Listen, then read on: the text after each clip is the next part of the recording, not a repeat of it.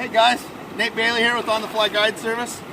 And when was the last time in February, winter steelhead fishing, you threw a single spey?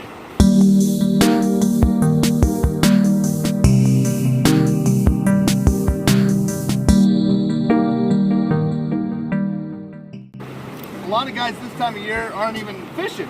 They're sitting on their, tying flies and sitting on their couches at home. Just because they don't want to have to throw a bobber to get after these fish. But you don't have to. You can still swing these fish. And you don't have to run a Skagit. There's different lines out there nowadays, and if you've been around me any time, you know that I've talked about LTS's triple density lines. And today I'm throwing one of those same triple density lines, and I've thrown it, and the reason I like these so much is, like the Rogue River right now is running at 900 CFS. So I don't have to throw big flies. I don't have to use my big Skagit lines to get the big fly down there so the fish can see it. Matter of fact, a big fly today would probably mess it up a little bit. So I'm just running my Rogue River Recon, a little size 6. And with that, why would I need a Skagit? I could run a Scandi. But most Scandis, when most people think about Scandis, they're thinking about the floating Scandis. But LTS makes these 3S lines, or these triple density lines. I shouldn't say 3S because that's the name of one of them. But these triple density lines, and what they are, is they are different density within the line. So the back section is the least dense. The middle section is a little bit denser. They have an FHI. They have a I-123. They have a all the way up to a 5 tip on these lines. So you can fish these lines essentially as deep as you want. And of course in the winter you got to fish down on the bottom. The fish are going to be on the bottom, but you don't have to fish with the Skagit lines. And if you've been around me, you know that I've been talking up these lines.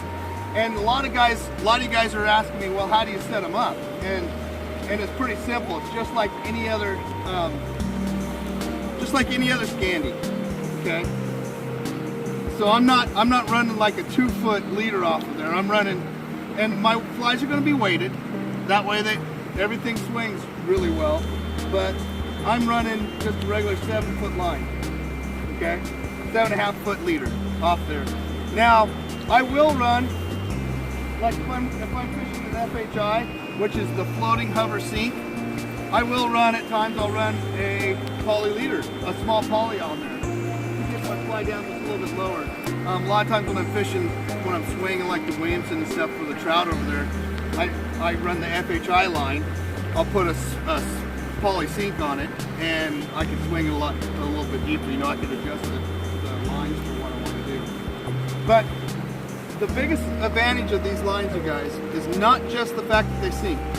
They sink at a very good rate. So the FHI is swinging, or any of them, are swinging with the tip first. On a traditional Scandi, if it was just one density, say it was a type 5, you'd be swinging with the tip up because Scandis are so much more heavy in the butt. That's how they cast, that's how they unroll so nice.